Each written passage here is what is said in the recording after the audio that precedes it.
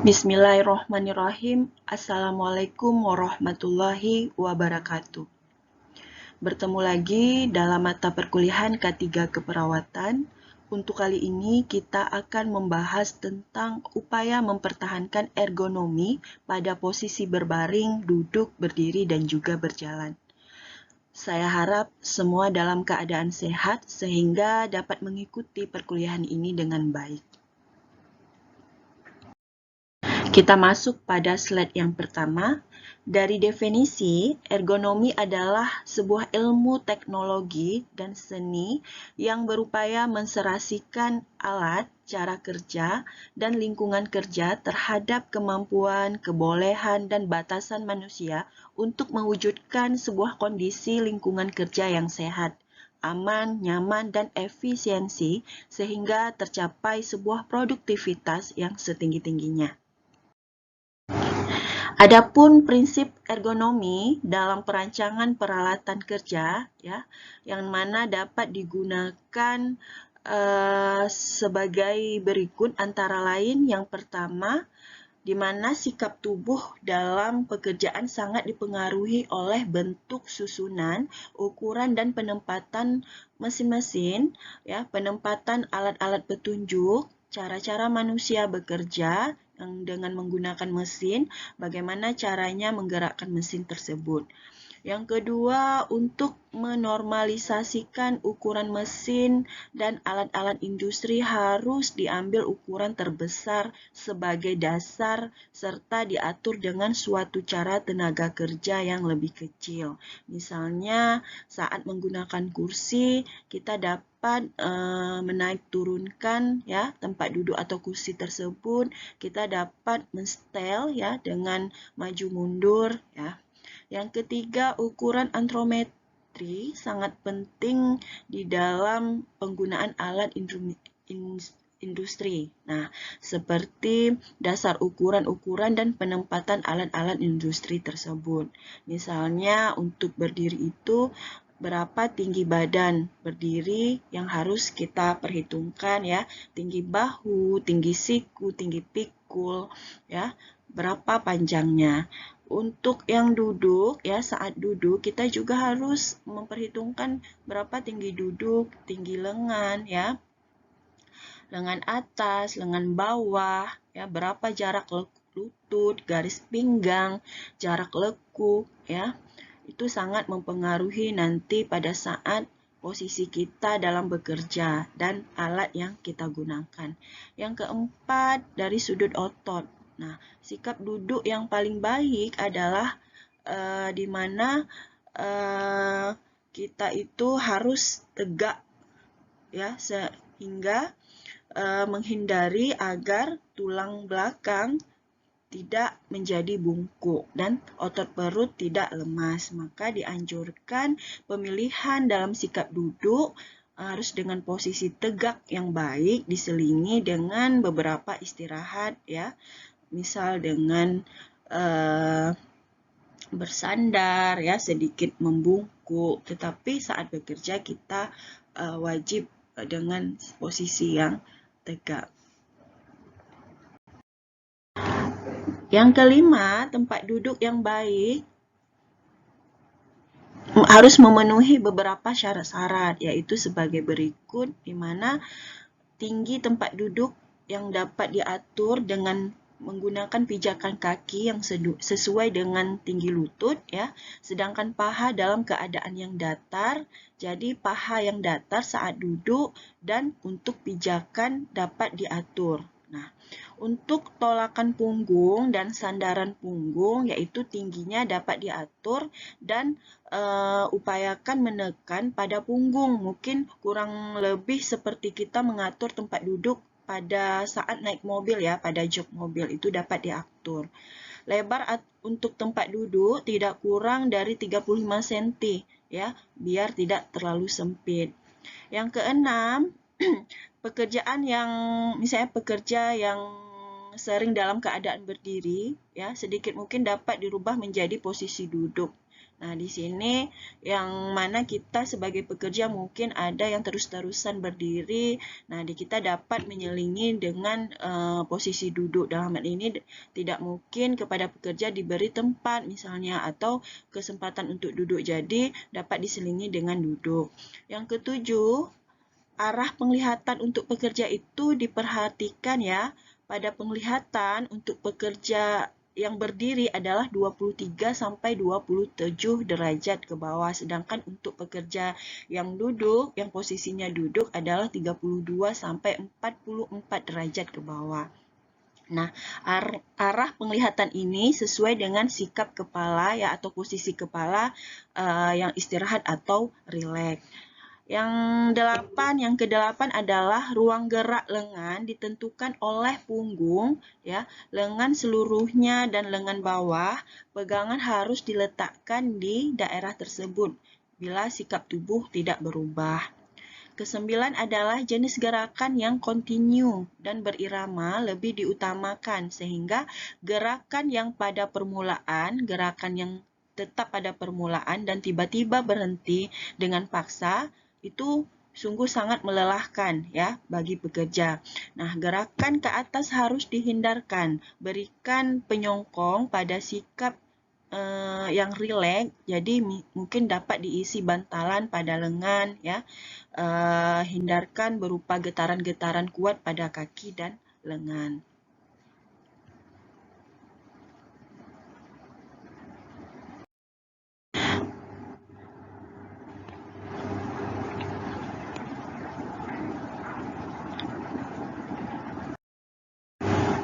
Nah, nomor 10, gerakan ritmis seperti melayang, ya, mengayuh pedal, memutar roda, memerlukan frekuensi paling yang optimum, yang menggunakan tenaga paling sedikit, misalnya pada frekuensi 60 kali per menit, mulai dirasakan, ya. Yang ke-11, kemampuan seseorang bekerja misalnya dalam satu hari adalah 8 sampai 10 jam. Lebih dari itu, efisiensi dan kualitas kerja pasti sudah menurun. Nomor 12, ya, waktu istirahat didasarkan pada kebutuhan atau keperluan, ya. Atas dasar pertimbangan ergonomi harus dihindari, ya, seperti melakukan istirahat-istirahat. Nah, istirahat oleh turunnya kapasitas tubuh dan istirahat yang dilakukan diam-diam oleh pekerja itu dapat meningkatkan energi bagi pekerja. Nomor 13, beban tambahan akibat lingkungan sebaiknya ditekan atau dihindari sekecil-kecilnya. 14. Daya penglihatan harus dapat dipelihara sebaik-baiknya terutama dengan menggunakan penerangan yang baik, ya. Yang terakhir, 15. Batas kesanggupan kerja ya sudah tercapai apabila hitungan denyut nadi kerja mencapai angka 30 per menit di atas bilangan nadi istirahat. Sedangkan hitungan nadi kerja tersebut tidak harus meningkat atau menanjak dan sehabis kerja dapat normal kembali pada nadi istirahat dengan hitungan 15 per menit. Nah, slide selanjutnya adalah bagaimana mempertahankan ergonomik pada posisi duduk. Ya. Pertama, jika memungkinkan, kita dapat menyediakan meja ya atau landasan kerja yang dapat diatur, bisa di-setel, turun dan naik ya, seperti kursi. Tempat kerja atau landasan kerja harus memungkinkan dengan menggantung pada posisi rileks dan bahu dengan lengan bawah mendekati posisi horizontal atau sedikit menurun. Selanjutnya adalah duduklah dengan posisi bersandar, ya, dengan posisi rileks. Yang ketiga, ketinggian landasan kerja, ya, atau tempat kerja atau meja kerja tidak perlu memerlukan atau kita dengan posisi menekuk tulang belakang yang berlebihan. Jika pekerjaan kita ini menuntut lutut, atau menggunakan penglihatan dan koordinasi tangan atau mata seperti menggunakan komputer dan laptop, ya, kita dapat dengan posisi mengetik, ya, dengan menggunakan komputer dan laptop tadi, maka posisi pekerja perlu didekatkan daerah mata sedikit di bawah ketinggian bahu untuk menstabilitaskan bagian tangan, ya, dapat diberi bantalan siku atau pergelangan yang nyaman, ya, dengan tujuan mengurangi beban otot bahu.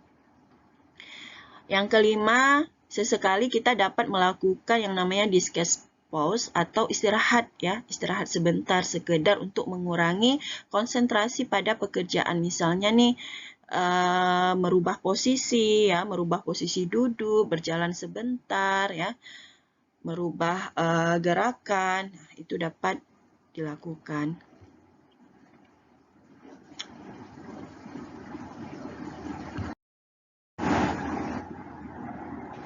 Nah, selanjutnya adalah mempertahankan ergonomik pada posisi berdiri. Yang pertama adalah berjalan dengan posisi tegak ke depan. Usahakan kita sebagai pekerja terlihat dengan kepala dan badan tegak, dengan posisi tegak, kepala agak ke depan. Selanjutnya kita dapat mengurangi gerakan yang seharusnya tidak perlu, ya, kita lakukan. Gunakan sepatu yang senyaman mungkin saat bekerja. Itu dapat memposisikan kita ke posisi yang nyaman. Selanjutnya kurangi atau mohon maaf, selanjutnya manfaatkan waktu istirahat semaksimal mungkin agar kita dapat bekerja dengan rileks dan istirahat yang seimbang. Nomor 4, hindari postur tubuh yang tidak berubah atau statik. Ya, sesekali kita dapat melakukan peregangan otot-otot.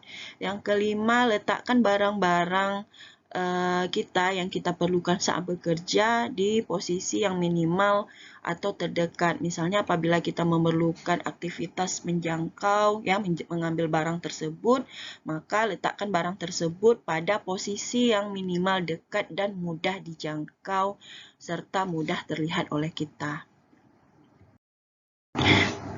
Selanjutnya adalah mempertahankan ergonomik pada posisi dinamis, posisi duduk, dan berdiri, ya. Pertama, usahakan benda yang akan kita butuhkan dapat kita jangkau berada maksimal 15 cm di atas tempat kerja kita atau landasan kerja atau meja, ya. Yang kedua, tinggi landasan kerja atau meja, ya, dengan kisaran antara 90 sampai 120 cm yang merupakan ketinggian yang paling tepat atau baik untuk posisi duduk maupun berdiri. Nah, selanjutnya adalah mempertahankan posisi ergonomik pada posisi berbaring, ya. Mana tahu waktu istirahat kita berbaring sejenak. Pertama, jika berbaring, lordosis tersebut harus dipertahankan, ya, posisinya. Yang kedua, posisi yang paling baik adalah semipolar, yaitu berbaring dengan lutut 45 derajat, yang mana dapat membantu venous return, ya, otot perut dapat rileks, ya, sehingga tidak terjadi ketegangan pada otot-otot kita, ya. Kalau bisa kita dapat menggunakan bantal, ya, untuk menjadikan kepala dan leher menjadi netral, ya. Gunakan bantal bulu atau kapuk. Mana tahu di tempat kerja disediakan bantal bulu atau bantal kapuk, ya, lebih baik daripada menggunakan bantal dari bahan spons. Nah, selanjutnya mempertahankan ergonomik pada posisi berjalan. Nah, ini perlu juga kita perhatikan. Pertama, biasakan berjalan dengan tubuh yang tegak. Walaupun setiap orang tersebut memiliki cara berjalan yang berbeda-beda, yang unik, ya, ada sikap tertentu yang banyak orang lakukan saat berjalan, terutama dalam hal postur tubuh. Biasakan berjalan dengan punggung tegak dan mengangkat dagu agar sejajar dengan lantai. Ya, dengan kita menjaga postur ini selama berjalan kita bisa bernapas lebih leluasa sebab lambung tetap lurus sehingga tidak ada penekanan pada diafragma. Jangan berjalan sambil menunduk atau membungkuk sebab postur tubuh yang buruk lambat laun dapat membuat punggung kita ya dapat terasa nyeri, leher kaku dan bahkan muncul keluhan lain yang lebih serius. Yang kedua, kita dapat menggunakan otot betis paha belakang ya dan quadriceps agar kita bisa berjalan dengan baik. Nah, gerakan berjalan yang efektif melibatkan hampir semua otot tungkai, bukan hanya satu saja ya, semua otot tungkai. Lalu kita dapat melakukan visualisasi bahwa saat ini kita sedang berjalan. Langkahkan kaki kiri dan kanan ke depan dengan meletakkan tumit di lantai, lalu gunakan otot paha belakang dengan quadriceps kiri untuk menggerakkan tubuh kita ke depan sampai kita dapat memindahkan tumit ke depan ya. Lalu biasakan langkah dengan gerakan menggulung telapak kaki, yaitu mengangkat telapak kaki dimulai dari tumit sampai ke jari-jari kaki dengan arah lurus ke depan. Ya, cara ini dapat mengaktifkan otot betis sehingga telapak kaki membentuk sudut yang tepat saat dia terangkat, saat kaki tersebut terangkat dari lantai. Ya, setiap kali kita melakukan langkah. Ketiga, tariklah kedua bahu sedikit ke belakang, tetapi biarkan tetap dalam keadaan rileks ya saat berjalan. Nah, usahakan dalam keadaan rileks kita lebih banyak mengandalkan otot kaki dan otot perut. Walaupun demikian, kita harus tetap memperhatikan postur tubuh atas ya, menarik bahu sedikit ke belakang dalam posisi rileks akan tentunya banyak manfaat terhadap tubuh kita. Postur ini dapat menjaga tubuh kita agar tetap kuat dan stabil saat kita meluruskan punggung dari leher sampai pinggul. Yang keempat, kita dapat melakukan atau mengayunkan lengan selama berjalan ya.